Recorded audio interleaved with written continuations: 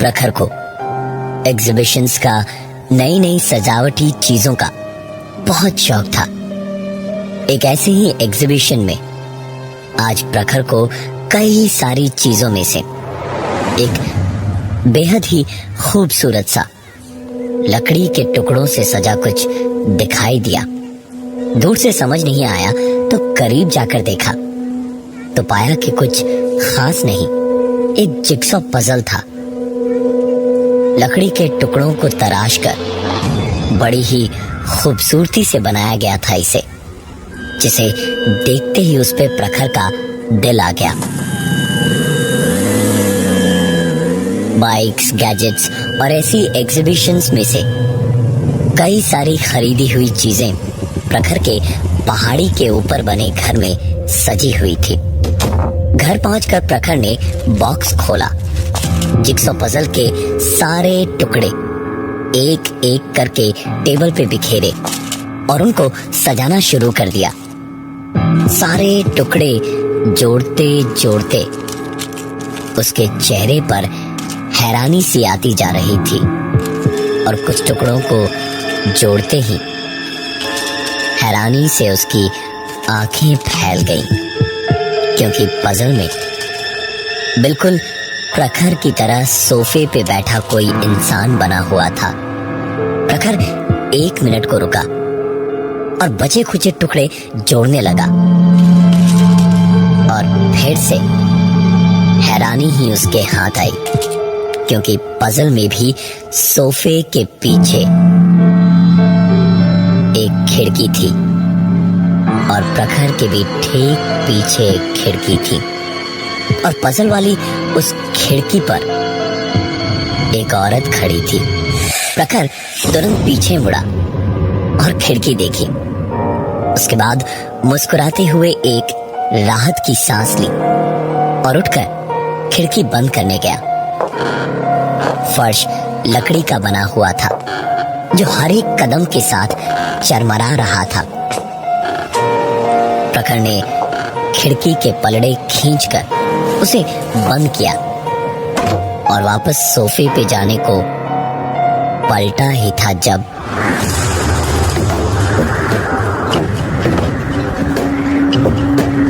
एक पल को प्रखर बुरी तरह से घबरा गया, लेकिन फिर अगले ही पल खुद पे ही हंसता हुआ उसने वापस खिड़की को खींचकर बंद किया।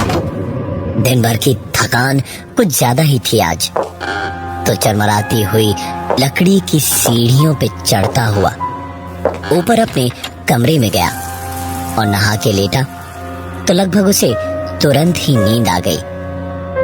नींद गहरी तो थी, लेकिन गहरी नींद में भी एक आवाज,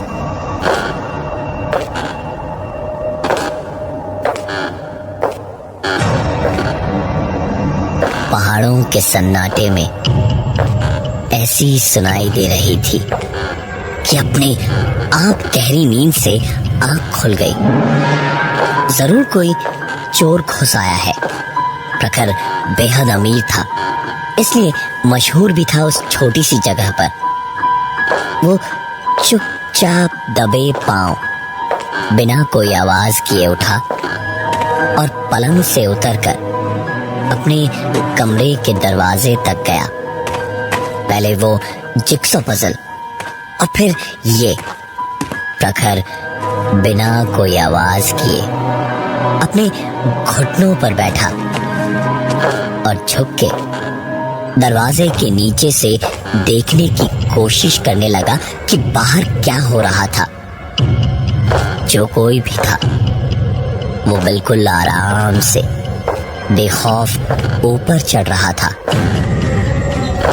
और अब अंदर से बिल्कुल अंधेरे कमरे के ठीक सामने दरवाजे के बाहर प्रखर को परछाई देखकर समझ आ रहा था कि एक जोड़ी पैर आकर रुके और घूमकर दरवाजे की ओर घूम गए।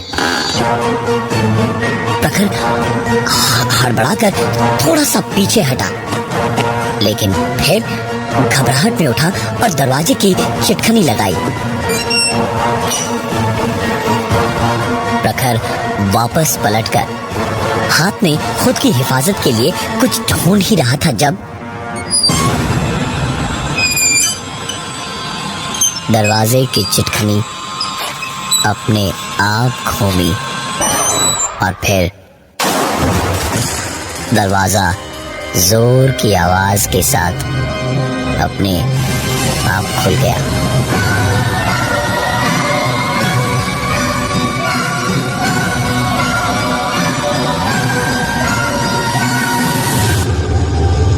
प्रखर इस वक्त इतनी बुरी तरह डरा घबराया था कि वो हिल भी नहीं पा रहा था।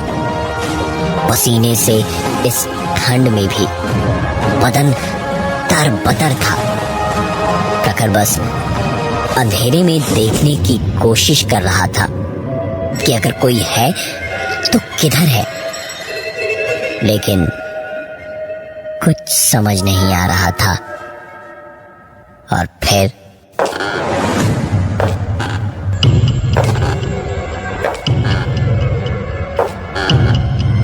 एक के बाद एक कदम धीमे धीमे आगे बढ़े।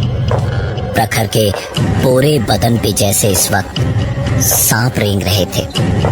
प्रखर ना ही हिल पा रहा था और ना ही वो पूरी ताकत लगाकर चीख पा रहा था।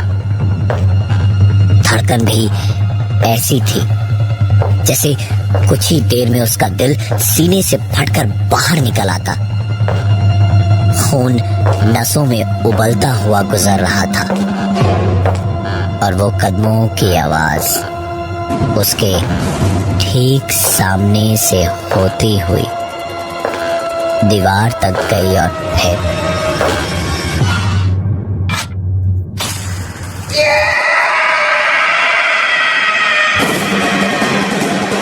खिड़की खोलकर जैसे कोई बाहर कूद गया। इस आवाज के होते ही प्रखर ऐसे उठा जैसे कबूतर बिल्ली के पंजे से छूटता हो।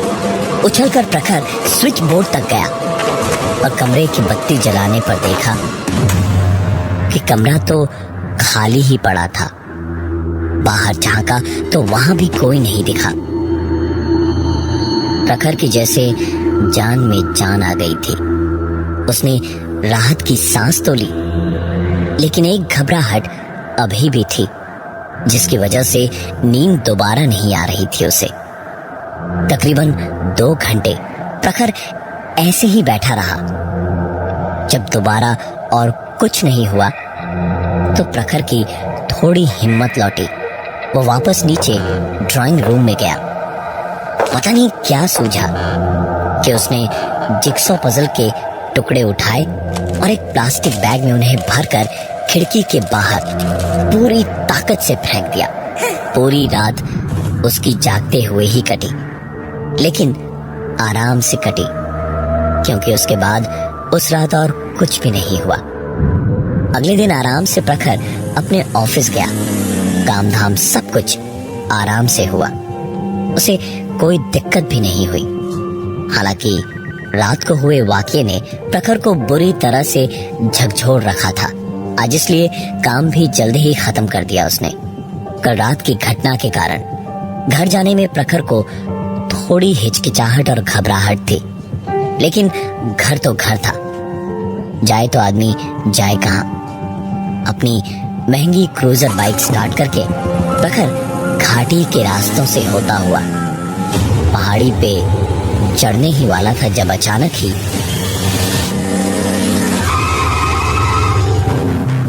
एक बूढ़ी औरत पता नहीं कहां से सामने से रास्ता पार करती हुई सामने आ गई। सही वक्त पे बाइक रोक दी थी तो एक हादसा होते होते रह गया। राहत भरी एक सांस लेकर बूढ़ी औरत को जाता हुआ देख प्रखर ने अपनी बाइक स्टार्ट की और पहाड़ी पर चढ़ गया। ठंडी हवाओं से प्रखर पिछली रात हुए वाकये को कुछ वक्त के लिए भूला ही था, जब एक बार फिर से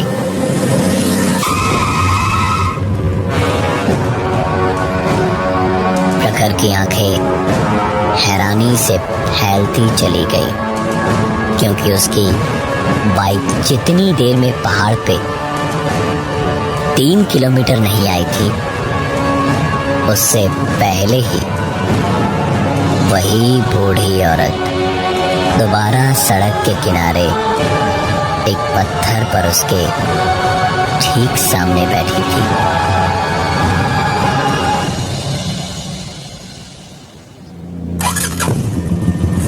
प्रखर ने तुरंत ही गियर लगाया और वहां से तुरंत निकला। तकरीबन 3 किलोमीटर ही और गया था जब वही औरत फिर से उसे सड़क के किनारे दिखी। इस बार प्रखर ने अपनी बाइक नहीं रोकी, वो चलता गया और सीधा अपने घर आकर ही रुका और तुरंत ताला खोलकर अंदर आया।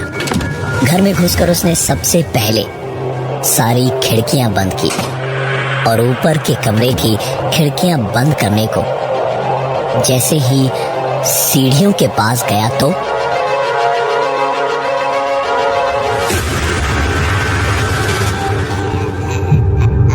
वही बूढ़ी औरत उसके सामने सीढ़ी पर ऊपर बैठी हुई थी।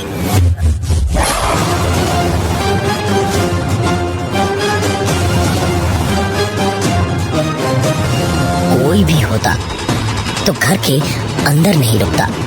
प्रखर वहीं से दौड़ा और कुछ ही कदम फेंककर सीधे खिड़की से घर के बाहर कूद गया।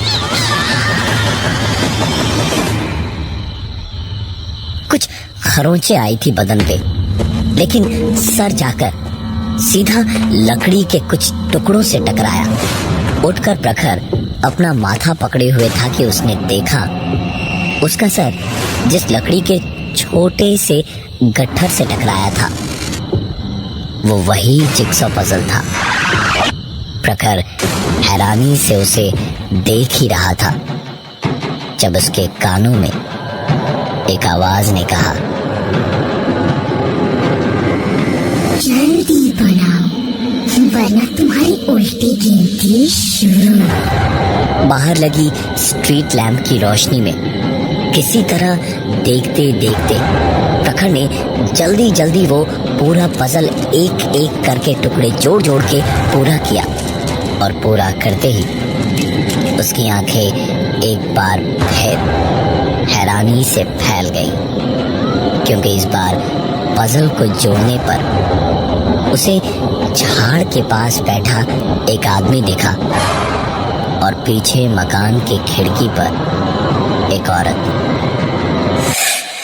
प्रखर ने सामने झाड़ देखा और फिर डरते डरते पीछे पलटा तो उसी का मकान था जिसके ऊपर के कमरे की खिड़की पर वही बूढ़ी औरत खड़ी थी। प्रखर को पता नहीं क्या सूझा। वो किसी शरीफ बच्चे की तरह बिना इधर उधर देखे सीधा अपने घर के दरवाजे तक गया और दरवाजे को बड़े अदब के साथ खोलकर खड़ा हो गया। कदमों की आहट ऊपर वाले कमरे से नीचे की ओर आनी शुरू हुई। एक के बाद एक सीढ़ियों से होती हुई कदमों की आहट नीचे तक आई और फर्श की चरमराती लकड़ियां बता रही थी कि जिसके भी कदम थे वो घर के बाहर जाके ही रुके। प्रखर जैसे अचानक किसी गहरी बेहोशी से जागा। वो घबराकर घर के अंदर चला गया और उसके घर का दरवाजा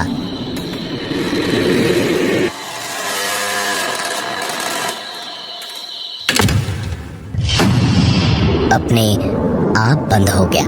प्रखर काफी देर तक वहीं ड्राइंग रूम में ही बैठा रहा और फिर पता नहीं कब उसकी आंख लग गई। अगले कुछ दिन आराम से तो कटे, लेकिन इतना कुछ अगर किसी के साथ हो जाए तो घबराहट जैसी होनी चाहिए वैसी ही प्रखर के दिल में भी थी। धीरे धीरे सब ठीक हो गया और प्रखर की घबराहट भी निकल गई।